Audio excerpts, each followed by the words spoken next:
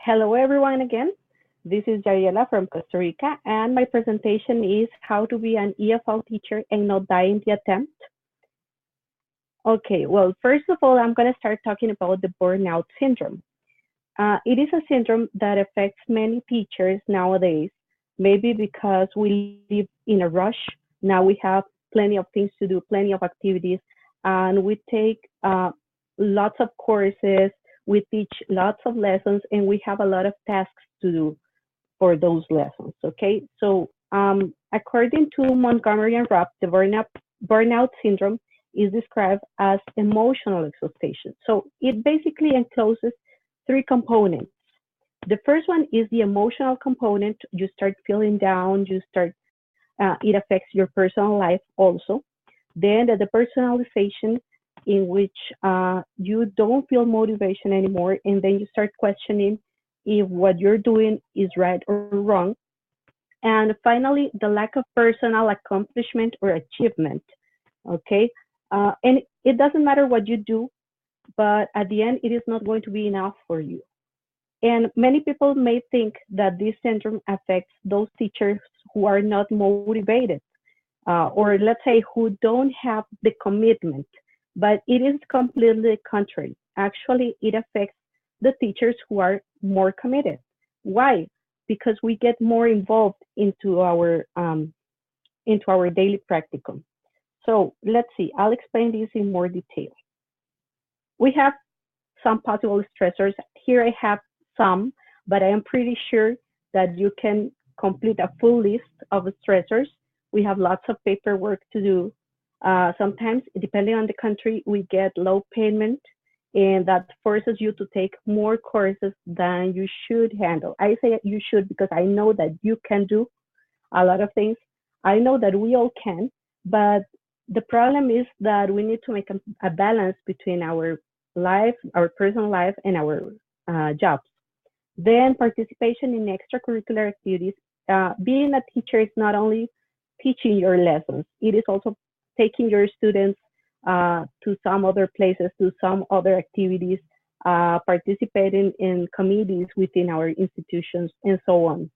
Then emotional involvement, especially when you have students that you know they are in a dangerous situation, maybe violence within their families, or uh, maybe they are being sexually abused, or so on. And then you have that in your mind all day long, and you start thinking about those students, and you cannot get that out of your head. Okay. Also, we have lack of motivation in our workplace. And I would say this is the most important. Why? Because sometimes we have plenty of work to do, but if we have the appropriate motivation, then it is going to be easier. And maybe you're not going to feel that burden on your shoulders. But now here comes the important part, how to fight the problem. And let's start from the personal area. It sounds quite simple, but it is not like that always. So you need to really make an effort and think about yourself and think that if you improve your personal area, then you're going to improve uh, your teaching area. Okay. First of all, exercise as much as you can, eat healthy, listen to your favorite music. It helps a lot. Uh, I have tried this, and I have tried singing on my car while I am going to my job. And I think it definitely changes your mood to start the day. And never stop learning. Why? Because in that way, we can be have more empathy towards our students. And then sometimes when you stop learning for a long period of time, then you don't remember or don't quite remember the process you went through when you were learning a new thing. So if you keep on learning always, then you're going to have more empathy towards your students. And then you're going to understand them and try to improve your practices. Then, from the professional field, when it comes to your job, uh, first of all, create a support group. Look for students who need to carry out what we call here community service in universities when they are about to graduate. Get organized, and less is always more. But I am going to go through these um, piece of advice little by little. Let's see. A support group. Okay, within my institution, this is something that has worked for me wonderfully. And I think this is related to what Rosie and Juana said, because we need to work and we need to do projects with our students. So sometimes when I feel lost and I feel like I don't have more ideas for my lessons, I go to that support group, which is a group of teachers that I trust, and they give me wonderful ideas. They even share materials. I can have them sometimes in my lessons. So we do something different in our lesson. They help me carry out projects. They help me have guests, special guests in my lessons. So this is wonderful, and it definitely motivates you. You feel supported. You don't feel alone. Then, when I talk about college and university students, what I do is the following. I go to the universities that are near my workplace, and then I provide them with a plan for those students. Sometimes it is difficult for them to find a place in which people allow them to go and do their community service, because they have that stereotype that they are new, they don't know know a lot of things. So what I do is that I provide them with a plan, and I have them help me create materials for my lessons. So I would say that I am the teacher that has the most materials in my institution, because I get help from other people.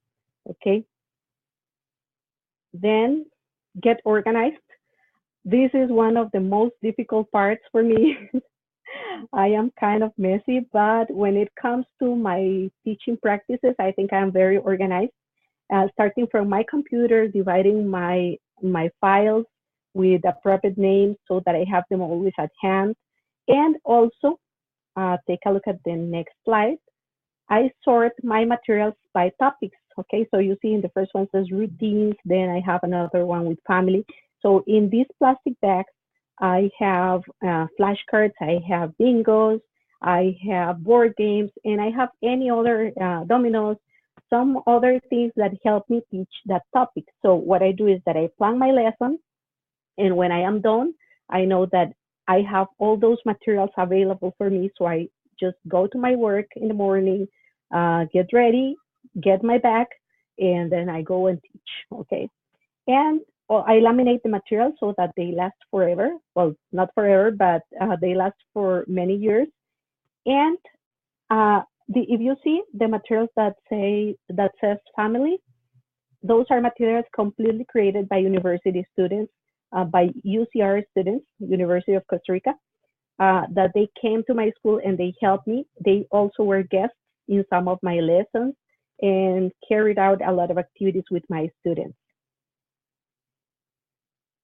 And finally, I would say that this is probably the most useful piece of advice that you will get here.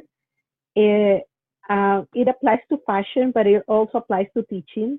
Less is always more. What I mean is that it is not necessary sometimes to have a box full with materials for each topic, but it is nice to have materials that you can adapt for different activities. For example, I have as an example the Play-Doh, because I use the Play-Doh to teach colors.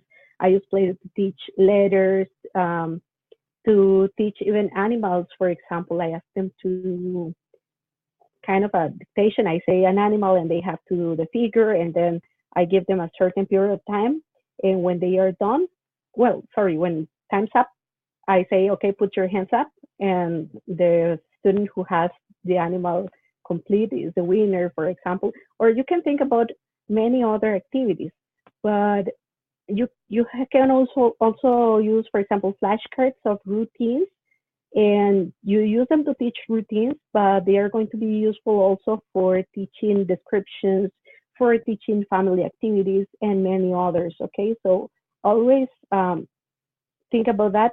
And when you have a lesson, sometimes we want to do wonderful and beautiful activities, but we have to think about the time that we have, and maybe a 3-step lesson is better than a 100-step lesson, and I only have the presentation, practice, and production, and maybe that is okay because it's organized.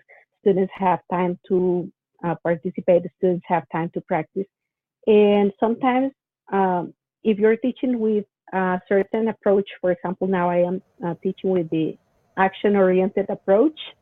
It feels like a lot of steps, but actually you can simplify the steps and simplify the materials for you to have more time. And I hope it was useful for you.